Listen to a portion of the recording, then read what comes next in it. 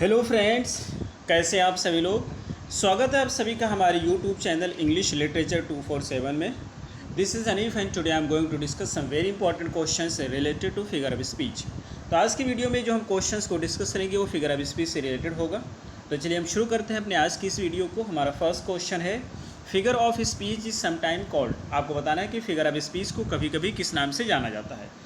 तो फर्स्ट है rhetoric, second है प्रोसोडी, थर्ड है यूसेज, फोर्थ है syntax. Correct answer is first rhetoric.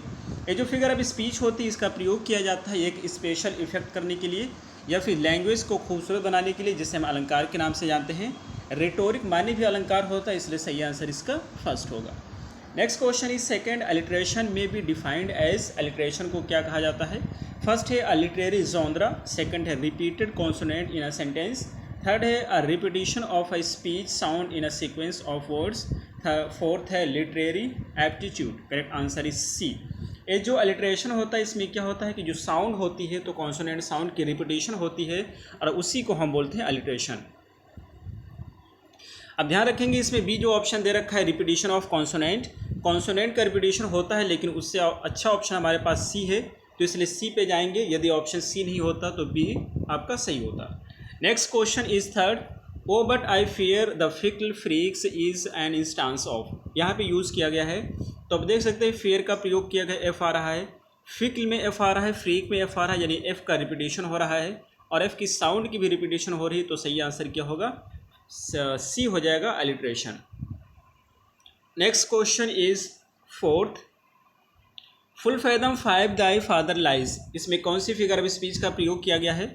तो यहाँ पर देख सकते हैं फुल में एफ है, फैदम में एफ है, फाइव में एफ है, फादर में एफ है, सब में एफ साउंड की रिपीटिशन हो रही है, इसलिए सही आंसर हो जाएगा फर्स्ट यानी कि alliteration. Next question is fifth, what term is used when repetition of the same word or words at the starting of two or more line start. ये कहना चाहते हैं वहाँ पे कौन सी फिगर ऑफ स्पीच होती है जब कभी भी किसी सेंटेंस के स्टार्टिंग में किसी वर्ड का प्रयोग किया जाता है, अगले आने वाले 2 या 3 वर्डों में उसी वर्ड को दोबारा से प्रयोग करते हैं, तो वहाँ पे कौन सी फिगर ऑफ स्पीच होती है। फर्स्ट है एनाफोरा, सेकंड है एनेक्डोज, थर्ड है पेरीफेरी, फोर्थ है consonance. Correct answer is first anaphora होता है। Next question is sixth, the term used for repetition of a word or phrase as the beginning of a successive clause. ये कहना चाहते हैं कि जब कोई भी सेंटेंस स्टार्ट होता है तो उसके बाद जो अगला सेंटेंस होता है तो पहले क्लॉज को जो वर्ड होता है दूसरे क्लॉज की स्टार्टिंग में हम यूज़ कर देते हैं, और वहाँ पे कौन सी फिगर ऑफ स्पीच यूज होती है। फर्स्ट है एनाफोरा, सेकंड है रिपीटेटिव, थर्ड है टोटोलॉजी, फोर्थ है none of this. Correct answer is first anaphora.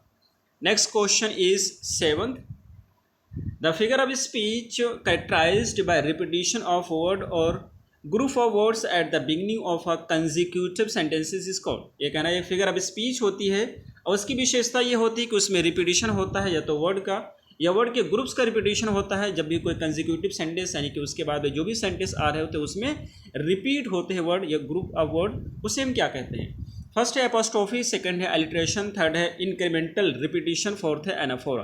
Correct answer is D anaphora. Next question is eighth, fair is thy love and cruel as she is fair. ये कहना चाहते हैं कि जो है मेरी प्रेमिका है बहुत ही फेयर है, and cruel as she is fair, लेकिन वो उतनी ही क्रूएल है, इतनी ही निर्दयी है जितनी कि वो फेयर है।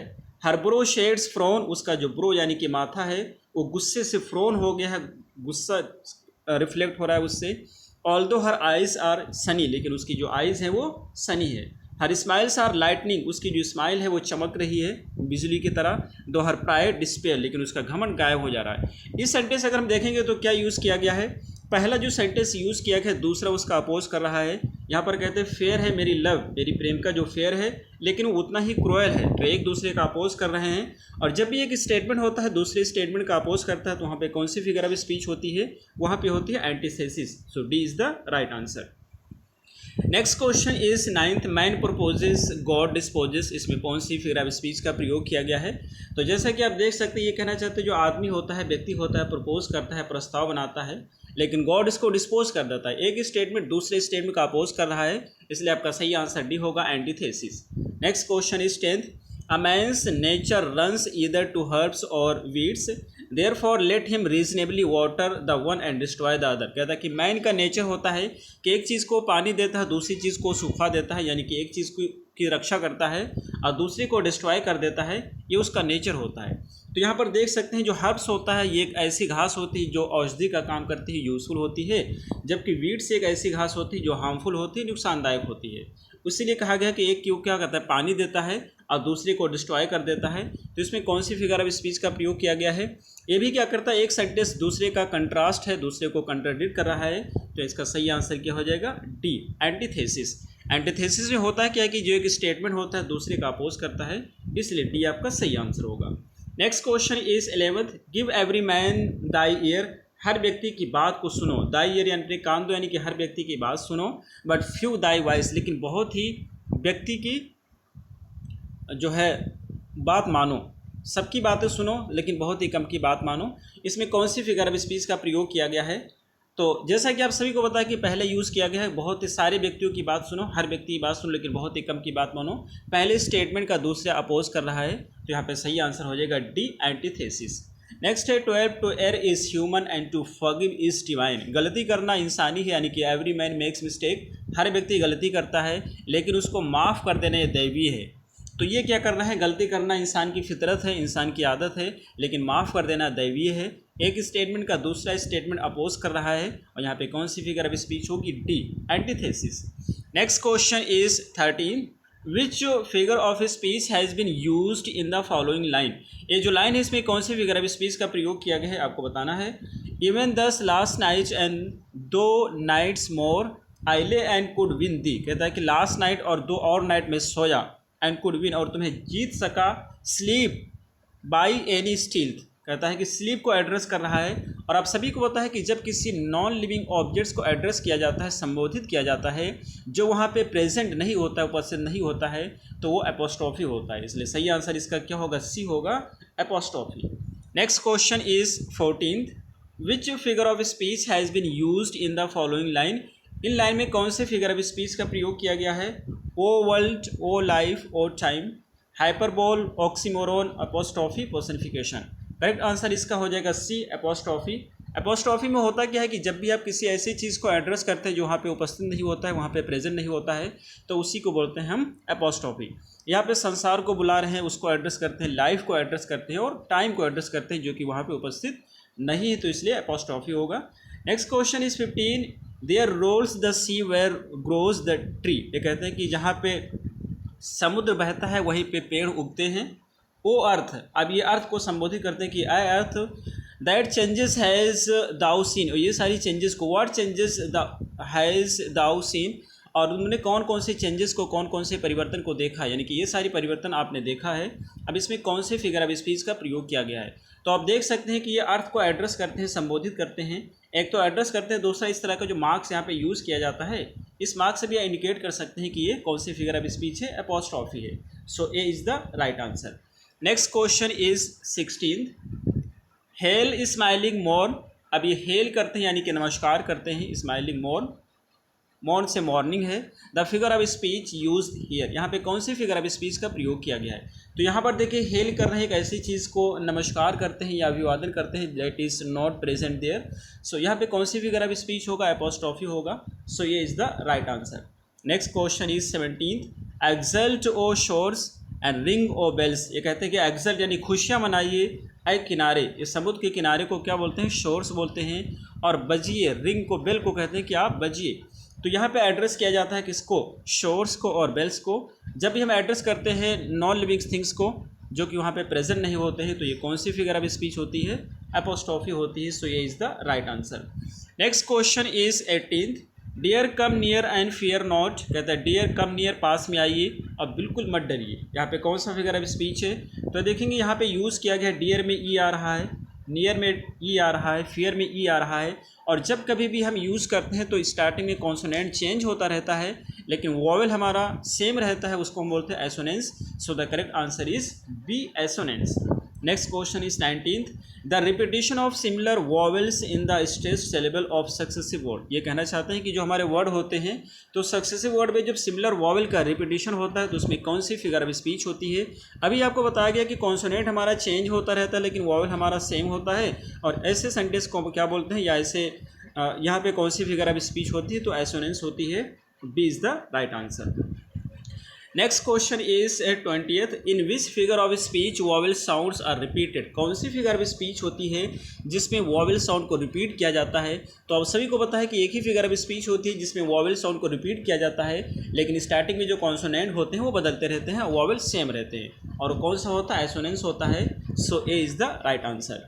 Next question is 21, it is a grammatical term which refers to the inversion of word order from one clause to another. ये कहना चाहते हैं ये ग्रामेटिकल टर्म होता है जिसमें क्या करते हैं, एक वर्ड होता है या फ्रेज होता है या क्लॉज होता है, उसको आगे के फ्रेज या क्लॉज में हम यूज़ करते हैं और उसे क्या कहते हैं। तो आपके पास ऑप्शन है, फर्स्ट है कैवोस, सेकंड है इनुएंडो, थर्ड है कैस्मस, फोर्थ है प्लूनाइज। करेक्ट आंसर इज सी, कैस्मस होता है। कैस्मस में क्या होता है कि जो फ्रेज पहले सेंटेंस में आ रहा होता है तो दूसरे सेंटेंस में फिर से उसको यूज़ किया जाता है, and this is called chiasmus. Next question is 22nd, one should eat to live.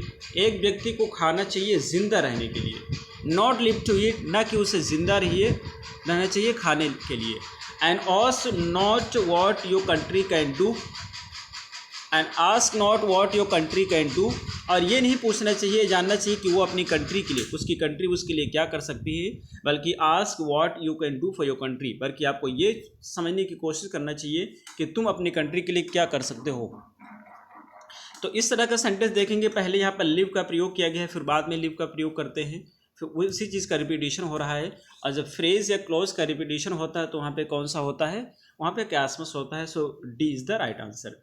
Next question is 23rd, circumlocution is also known. Circumlocution की मीनिंग होती है घुमा फिरा करके बातें करना, पॉइंट पे नहीं आना, बीट अबाउट द बुश, इसके लिए हम यूज़ करते हैं। तो जब भी घुमा फिरा कर बातें करते हैं उसके लिए हम यूज़ करते हैं पेरीफ्रेसिस। पेरीफ्रेसिस एक फिगर ऑफ स्पीच होता है, इसमें भी घुमा फिरा कर बातें किया जाता है, एग्जैक्ट पॉइंट पे हम नहीं आते हैं। So the correct answer is D, periphrasis. Next question is 24, it is an inoffensive or indirect expressions, it is substituted for one that is considered offensive or too harsh. ये कहना चाहते हैं एक ऐसा टर्म होता है जिसका हम प्रयोग करते हैं जब भी कुछ हमें नेगेटिव बोलना होता है या अनप्लेजेंट बोलना होता है किसी व्यक्ति या वस्तु के बारे में, तो नेगेटिव वर्ड ना प्रयोग करके हम पॉजिटिव वर्ड का प्रयोग करते हैं, और उसको हम कौन सी फिगर ऑफ स्पीच में कंसीडर करेंगे।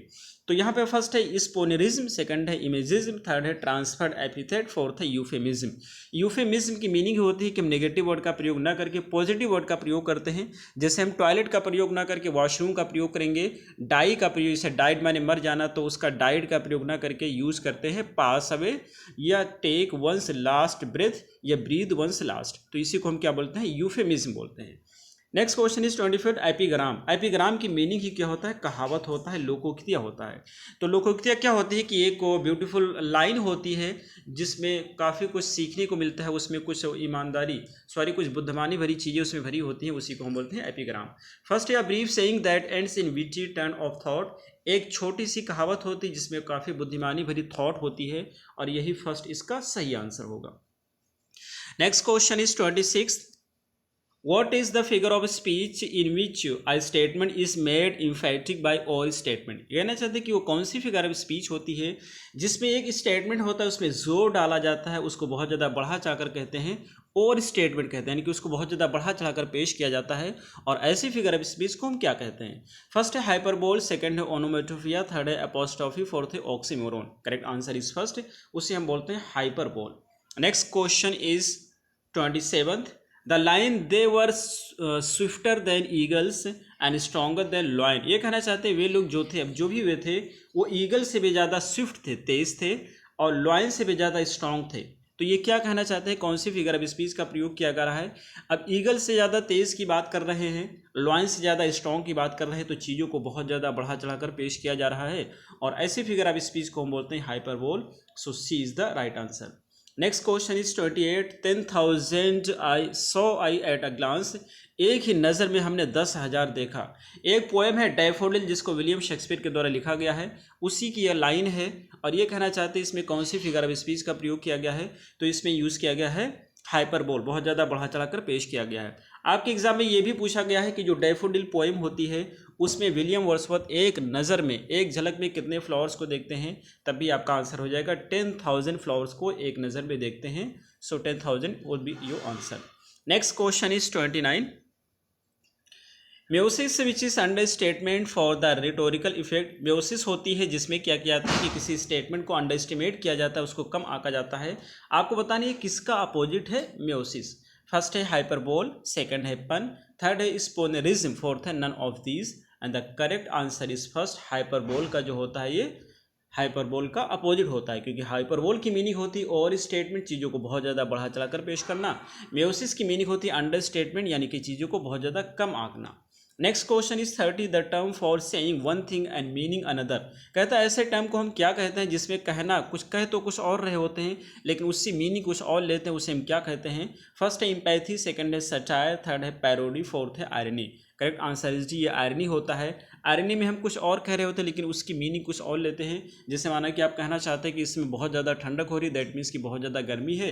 आप कहना चाहते हैं चाय बहुत ज़्यादा गर्म है, दैट मीन्स कि चाय बहुत ज़्यादा ठंडी है। तो ऐसे स्टेटमेंट के लिए हम बोलते हैं irony. Next question is 31 I see lily on thy brow pale with anguish. कहता है कि मैं तुम्हारे माथे पे एक लिली देखता हूँ जो कि पेल हो चुकी है एंग्विश से, चिंता से। तो यहाँ पे कौन से फिगर ऑफ स्पीच का प्रयोग किया गया है। फर्स्ट है सिमिली, सेकंड है पर्सनिफिकेशन, थर्ड है हाइपरबोल, फोर्थ है मेटाफर। सिमिली यहाँ पर है नहीं, हाइपरबोल है नहीं, पर्सनिफिकेशन है नहीं, तो करेक्ट आंसर होगा D metaphor. Next question is 32 shall I compare thee to a summer days. एक पोएम है शेक्सपियर की जिसका नाम है 18, सोनेट नंबर 18 है। ये सोनेट आपके लिए बहुत ही इंपॉर्टेंट है, इस पर वीडियो में बनाऊंगा लेकिन इसको आप ज़रूर पढ़ेंगे। उसी की ओपनिंग लाइन है shall I compare thee to a summer days. जो पोएट होता है अपने महबूबा को कहता है कि क्या मैं तुमको समर के डेज से कंपेयर करूं, लेकिन वो फिर कहता है ये समर के डेज से तात्पर्य उसका बिलीव्ड होता है या फ्रेंड होता है। तो कहता है क्या मैं तुमको समर के डेज से कंपेयर करूं, फिर आगे कहता है नहीं, मैं आपको तुमको समर के डेज से कंपेयर नहीं कर सकता हूं, क्योंकि जो मौसम होता है वो समय के साथ परिवर्तित होता रहता है लेकिन तुम हमेशा ही सेम रहोगे, एक ही जैसे रहोगे, इसलिए आपको हम समय के डेज से कंपेयर नहीं कर सकते हैं। तो इसमें कौन सी फिगर ऑफ स्पीच का यूज़ किया गया है, तो यहाँ पे यूज़ किया गया है मेटाफर, ये is the right answer. Next question is 33 you में एड्रेस द चेयर। कहता है कि जब आप चेयर को एड्रेस करते हो तो इसमें कौन सी फिगर ऑफ स्पीच है। तो जैसा कि हम सभी को पता है कि जब भी हम चेयर पर्सन का प्रयोग ना करके चेयर का प्रयोग करते हैं, क्राउन का प्रयोग ना करके किंग का प्रयोग ना करके क्राउन का प्रयोग करते हैं, और जूरी का प्रयोग ना करके बेंच का प्रयोग करते हैं, तो इसी को हम बोलते हैं metonymy. So A is the right answer. Next question is 34 from the cradle to the grave the figure of speech. Cradle माने यहाँ पर लेते हैं, क्रेडल मीन्स होता है जिसपे बच्चा छोटा बच्चा झूला झूलता है, और ग्रेव मीन्स होता है कब्र जहाँ पे दफनाया जाता है। तो क्रेडल से यहाँ पे मीनिंग लिया गया है बर्थ और ग्रेव से मीनिंग लिया गया है डेथ। तो इस वजह से जब किसी वर्ड का हम सब्सटीट्यूट यूज़ करते हैं तो वहाँ पे कौन सी फिगर ऑफ स्पीच होती है, वहाँ पे मेटोनिमी होती है। So D is the right answer. Next question हमारा है सेकंड लास्ट क्वेश्चन है sceptre and crown must tumble down and in the dust be equal made with the poor crooked scythe and spade. यहाँ पर देखेंगे तो sceptre use किया गया है, इसके माने उपदेश देने वाला होता है। क्राउन यूज़ किया गया है, किंग के लिए क्राउन का सब्सटीट्यूट यूज़ किया गया है। और आप सभी को होता है कि जब हम सब्सटीट्यूट के रूप में यूज़ करते हैं तो कौन सी फिगर ऑफ स्पीच होती है, तो वो मेटोनिमी होती है। सो ये इज़ द राइट आंसर। आज का हमारा लास्ट क्वेश्चन है it is the use of words. इसमें वर्ड्स का हम प्रयोग करते हैं and it's pronunciation imitates the sound the very word describes. कहता है इसकी जो प्रोनाउंसिएशन होती है इसके साउंड को इमिटेट करती है जो वो वर्ड डिस्क्राइब करना चाहते हैं। तो यहाँ पे कौन सी फिगर ऑफ स्पीच होती है। फर्स्ट है ट्रांसफर्ड एपिथेट, सेकंड है स्पोनेरिज्म, थर्ड है ओनोमेटोफिया, फोर्थ है मेलाप्रोपिज्म। करेक्ट आंसर सी, ये ओनोमेटोफिया होता है। ओनोमेटोफिया में क्या होता है कि जो ऑब्जेक्ट होता है, ये जो भी व्यक्ति होता है, उसकी जो नेचुरल साउंड होती है उसी नेचुरल साउंड के लिए वर्ड का प्रयोग किया जाता है और उसी को हम बोलते हैं ओनोमेटोफिया। जैसे हमने कहा कि बी, तो बी के लिए हम बजिंग का प्रयोग कर रहे हैं, डॉग के लिए बॉव वाव का प्रयोग कर रहे हैं, तो ये उनकी नेचुरल साउंड है और इस वजह से वहाँ पे हो जाएगा ओनोमेटोफिया। तो ये रहे हमारे आज के क्वेश्चन, हमें उम्मीद है आपको जरूर समझ आए होंगे। फिर मिलते हैं अगली वीडियो में। Till then take care, have a good time.